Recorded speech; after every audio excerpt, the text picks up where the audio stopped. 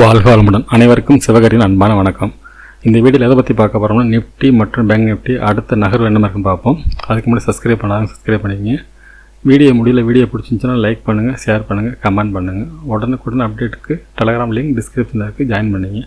சரி வாங்க வீடியோக்குள்ளே போவோம். நம்ம என்ன சொல்லியிருந்தோம்னா நிஃப்டியை பொறுத்தளவுக்கு நேற்றோட டே லோ, இந்த லோவை பிரேக் பண்ணால் மார்க்கெட் கீழ் நோக்கி போகிறதுக்கான வாய்ப்பு இருக்கும்.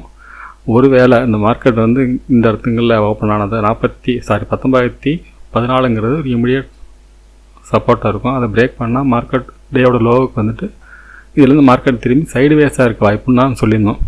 ஆனால் மார்க்கெட்டை பொறுத்தளவுக்கு காலையில் நம்ம சொன்ன இடத்துக்கு அந்த லோவுக்கு அந்த நியராக டேயோட லோவுக்கு நியராக மார்க்கெட் அங்கேருந்து ஒரு புல்லிஸ் கொடுத்தாங்க. ஒரு நல்ல புல்லிஸ் தான். நம்ம எதிர்பார்த்த மாதிரி மேலே ஒரு ஜோன் போட்டிருந்தோம். நம்ம எல்லோ கலரில் 19,670 அப்படிங்கிற ரேஞ்சு ஒன்று போட்டிருந்தோம். அந்த ரேஞ்சு வரைக்கும் மார்க்கெட் நான் போகணும் எதிர்பார்த்தேன். அது அந்த அளவுக்கு போணுச்சு. அதுக்கு பிறகு இந்த பிரேக் பண்ணலாம் நினச்சோம். அதே போல் மார்க்கெட்டை பொறுத்தளவுக்கு பார்த்தீங்கன்னா நம்ம சைடுவேஸ் சொல்லியிருந்தோம். ஆனால் இந்தளவுக்கு ஒரு புல்லிஸ் கொடுத்துட்டு அதுக்கு பிறகு மார்க்கெட்டை பொறுத்தவரை 11 மணிலேருந்து கிட்டத்தட்ட மார்க்கெட் முடிகிற வரைக்குமே ஒரு சைடுவேஸ் தான். ஒரு ஆப்ஷன் பையருக்கான மூவ்மெண்ட் எதுவுமே இல்லை. இதில் சம்பாதிக்கிற வழி இல்லை. மார்க்கெட்டை பொறுத்தளவுக்கு அதுக்கப்புறம் தான் சைடுவேஸ் ஆரம்பிச்சு. நாங்கள் இங்கே கீழே எதிர்பார்த்தோம். ஆனால் மார்க்கெட்டை பொறுத்தளவுக்கு ஒரு புல்லிஸ் கொடுத்துட்டு அதுக்கு பிறகு ஒரு சைடுவேஸ் கொடுத்தாங்க. சரி, இது அடுத்தது நாளைக்கு என்ன மாதிரி இருக்க வாய்ப்புன்னு பார்ப்போம். நம்ம எல்லா கோடையுமே ரிமூவ் பண்ணிவிடுவோம், புதுசாக போட்டுப்போம். ஏன்னா நிறைய குழப்பமாக இருக்குது. இப்போ டே வியூவில் வச்சுருக்கோம். டேயை பொறுத்தலாம் சொல்லலாம் ஒரு புல்லி ஸ்கின்லாம் கொடுத்துருக்காங்க. ஆனால் மார்க்கெட்டை பொறுத்தளவுக்கு நாளைய பொறுத்தளவுக்கு இந்த 19,223 அப்படிங்கிறது ஒரு குருசியலான ரெசிஸ்டன்ஸாக இருக்க வாய்ப்பு இருக்கும். இந்த இடத்த மார்க்கெட் பிரேக் பண்ணால் மட்டும்தான் மார்க்கெட் மேல் நோக்கி போகிறதுக்கான வாய்ப்பு இருக்கும். இல்லைனா இந்த லொக்கேஷன் சைடுவேஸாக இருக்க வாய்ப்பு இருக்கும். ஆனால் ஃபால் ஆகிறதுக்கு வாய்ப்பு தெரில. ஒருவேளை ஆனால் இந்த 19,220 தொட்டால் ஒரு சின்ன மைனராக ஒரு ஃபால் இருக்கும். ஏன் இந்த 19,220னா இது ஒரு ஸ்ட்ராங் சப்போர்ட்டாக இருந்துச்சு. இந்த மார்க்கெட் சப்போர்ட் பிரேக் பண்ணிவிட்டு ரீடெஸ்ட்டோட மார்க்கெட் மேல் நோக்கி போக வாய்ப்பு இருக்கும். இப்போதைக்கு இப்போ நடக்கிறத பொறுத்தவரைக்கும் ரீடெஸ்ட்டோட இருக்க வாய்ப்பு இருக்குது. ஒருவேளை மார்க்கெட் நாளைக்கு நல்ல ஒரு கேப் அப் இருந்து இந்த 223ங்கிறதுக்கு மேலே மார்க்கெட் ஓப்பன் இருந்துச்சுன்னா மார்க்கெட் ஃபர்தராக மேல் நோக்கி போகிறதுக்கான வாய்ப்புகள் இருக்குது. ஆனால் என்னோடய பாயிண்ட் ஆஃப் வியூவில் மார்க்கெட் மேல் நோக்கி போகிற செட்டாக தான் தெரியுது. ஏன்னா இந்த இடம் பிரேக் பண்ணது நியூஸ்னால பிரேக் ஆனதான். அதனால் மார்க்கெட்டை பொறுத்தளவுக்கு மறுபடியும் புல்லிஸ் ஆகிறதுக்கு வாய்ப்பு இருக்குது. சரி, என்ன மாதிரி மூவ்மெண்ட் இருக்க வாய்ப்பு இருக்குன்னு பார்த்தோம்னா ஃபஸ்ட்டு டே கேண்டில் எப்பயுமே வழக்கமாக நம்ம போகிற மாதிரி டே ஹைலையும் லோலையும் ப்ளூ கலர் லைன் போட்டிருக்கேன். இது டே கேண்டில் வியூ. இப்போ 15 மினிட்ஸில் வச்சு நம்ம என்ன மாதிரி நகரத்துக்கு வாய்ப்புன்னு பார்ப்போம். இப்போ லெவல்ஸ்னு பார்த்தோம்னா 19,223ங்கிறது ஒரு ஸ்ட்ராங் ரெசிஸ்டன்ஸாக இருக்க வாய்ப்பு இருக்கும். அதுக்கு மேலே பார்த்தீங்கன்னா 19,257 அப்படிங்கிற ஒரு லெவல்ஸ் இருக்குது. அதுக்கடுத்து பார்த்தீங்கன்னா 19,347.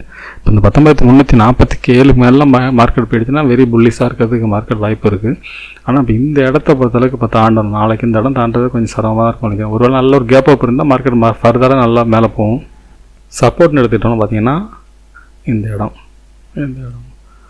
19,071ங்கிறது ஒரு இமிடியேட் சப்போர்ட்டாக இருக்கும். இந்த சப்போர்ட்டை பிரேக் பண்ணிச்சுன்னா மார்க்கெட் ஃபர்தராக கீழே போகிறது வாய்ப்பு இருக்கும். அதுக்கு கீழே ஒரு ட்ரெண்ட் லைன் போடுவோம். ஸ்டாப்லாஸ் லைன் வழக்கமாக போகிற மாதிரி ஒன்று போட்டுருவோம். இப்போ இந்த பிளாக் கலர் லைன் ஸ்டாப்லாஸ் லைனை பிரேக் பண்ணது வரைக்கும் மார்க்கெட் புல்லிஸ் தான். என்ன தான் மார்க்கெட் ஃபால் ஆனாலும் இந்த பிளாக் லைன் பிரேக் பண்ணது வரைக்கும் மார்க்கெட் அப்சைடு போகிறதுக்கான வாய்ப்பு தான் அதிகமாக தெரியுது. மார்க்கெட்டை பொறுத்தளவுக்கு இன்றைக்கி போனால் லோ 18,940 இந்த இடத்த பிரேக் பண்ணால் மார்க்கெட் மறுதர திரும்பி ஃபால் ஆகிறதுக்கு வாய்ப்பு இருக்கும். எந்த இடத்துல ஃபால் ஆகிறது பார்த்தோம்னா வரைபடம்னு போட்டோம்னா இதுக்கு கீழே மார்க்கெட் கீழே தான் போக வாய்ப்பு இருக்கும். மூமெண்ட்டை பொறுத்தளவுக்கு ஒருவேளை ஃப்ளாட்டாக ஓப்பன் ஆனால் மார்க்கெட் இந்த பிளாக் லைனை தொட்டுட்டு மேலே போகிறது வாய்ப்பு இருக்கும். ஒருவேளை இது பிரேக் பண்ணால் கீழே டேயோட லோ வரைக்கும் வரது வாய்ப்பு இருக்கும். இந்த லோ பிரேக் பண்ணால் மறுத்தராக பெரிய ஃபால் தான் இருக்கும். ஃப்ளாட்டாக ஓப்பன் ஆகி ஒருவேளை மார்க்கெட் மேல் நோக்கி போணுச்சுன்னா அந்த 19,250 வரைக்கும் கூட 220 to 250 போயிட்டு மார்க்கெட் ஃபால் ஆகிறது வாய்ப்பு இருக்கும். மார்க்கெட்டை பொறுத்தளவுக்கு மேல் நோக்கி போகணும்னா 250 பிரேக் பண்ணணும். பிரேக் பண்ணி 350 தாண்டினா அதுக்கு அடுத்த நாட்களில் மார்க்கெட் மேலே போகிறதுக்கு வாய்ப்பு இருக்கும். சரி, ஓகே ஃப்ரெண்ட்ஸ், பேங்க் நிஃப்டி அப்படின்னு பார்ப்போம்.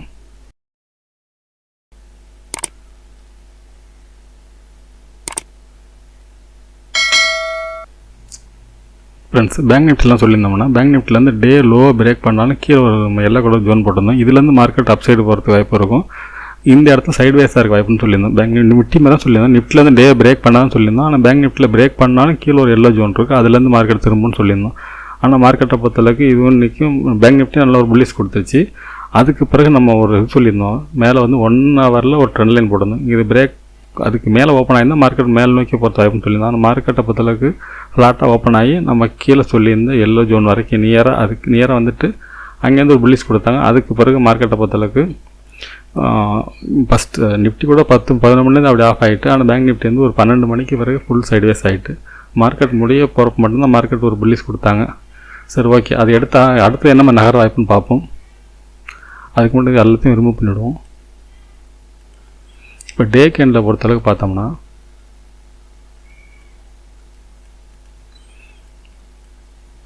டே கேண்டில் செட்டப் படி பார்த்தீங்கன்னா மார்க்கெட்டை பொறுத்தளவுக்கு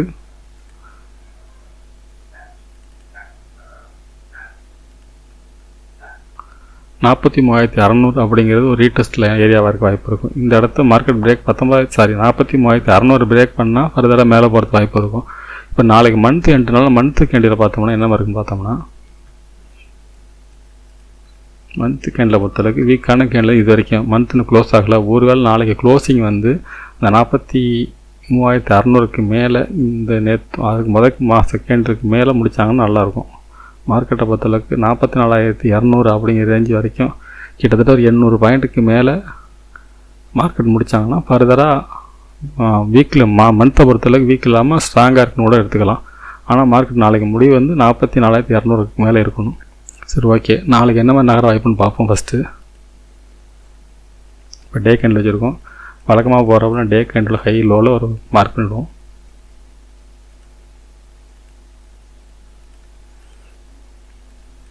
இன்றைக்கி டேவோட ஹைன்னு பார்த்தீங்கன்னா 43,112, லோன்னு பார்த்தீங்கன்னா 42,390. லோலேருந்து பார்த்தீங்கன்னா நல்ல ஒரு புல்லிஷ் கொடுத்துருக்காங்க. மார்க்கெட்டை பொறுத்தளவுக்கு ஃபஸ்ட்டு 6% மேலே கீழே டவுனில் இருந்த மார்க்கெட் இந்த ஜோன்லேருந்து நல்ல ஒரு புல்லிஷ் கொடுத்தாங்க. சரி, ஓகே, நாளைக்கு என்ன மாதிரி நகருன்னு பார்ப்போம். நாளைய லெவல்ஸ்ன்னு பார்த்தோம்னா கிரீனை மாற்றிடுறேன். நாளைக்கு சப்போர்ட் பார்த்தீங்கன்னா 42,800ங்கிறது ஒரு ஸ்ட்ராங் சப்போர்ட்டாக இருக்க வாய்ப்பு. இந்த சப்போர்ட்டை பிரேக் பண்ணாலும் மார்க்கெட் கீழே போகிற வாய்ப்பு இருக்கும். அதை போல் பார்த்திங்கன்னா ஒரு இது போட்டுருவோம், நம்ம வழக்கமாக போகாமலே ஒரு ஸ்டாப் லாஸ் லைன். ஒருவேளை இந்த 42,800 பிரேக் பண்ணாலும் இந்த ஸ்டாப் லாஸ் லைன் இந்த ஜோன் அதை இன்னொரு சப்போர்ட் வரைஞ்சிருவோம். இந்த சப்போர்ட் 42,830, 800 பிரேக் பண்ணால் 830, 800ங்கிற ரேஞ்சிலேருந்து மார்க்கெட் ஃபர்தராக மேல் நோக்கி போகிற செட்டப் தான் இருக்கும். ஒரு மேலே பார்த்தோம்னா ரெசிஸ்டன்ஸ்னு பார்த்தோம்னா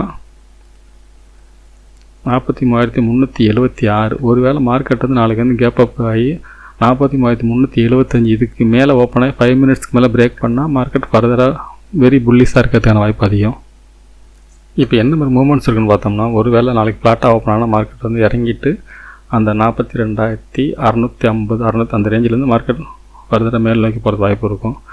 ஒருவேளை இந்த லெவல்ஸை பிரேக் பண்ணால் மார்க்கெட் வந்து கடைசியாக போன லோக்கு வரைக்கும் 42,100 அந்த ரேஞ்ச் வரைக்கும் இறங்குறது வாய்ப்பு இருக்கும். அதை விட்டு இறங்கினா மட்டும் தான் மார்க்கெட் ஃபால்னு எடுத்துக்கலாம். அது வரைக்கும் வந்து மார்க்கெட் ஃபால்னு சொல்ல முடியாது.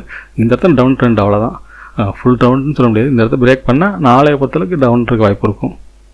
நமக்கு வெரி புல்லிஷ்னு எதிர்பார்த்தோம்னா இந்த இடம் தான் 43,400க்கு மேலே ஓப்பன் ஆனால் மார்க்கெட் ஃபர்தராக மேலே போகிறது வாய்ப்பு இருக்கும். சரி, ஓகே ஃப்ரெண்ட்ஸ், வீடியோ நாளை மாலை சந்திக்கு வீடியோ பிடிச்சி லைக் பண்ணுங்கள் ஃப்ரெண்ட்ஸ். முக்கியமாக கமெண்ட் பண்ணுங்கள். ஏதாவது ஒன்று நீங்கள் கொடுக்குற ஒவ்வொரு கமெண்ட்ஸ் தான் நம்மளை வந்து எங்களுக்கு கொடுக்குற பூஸ்ட் மாதிரி அடுத்து நம்ம ஆர்வமாக அந்த வீடியோ போகிறதுக்கான ஒரு உந்து சக்தியாக இருக்க வாய்ப்பு. ஓகே ஃப்ரெண்ட்ஸ், நாளை மாலை சந்திப்போம். நன்றி, வணக்கம்.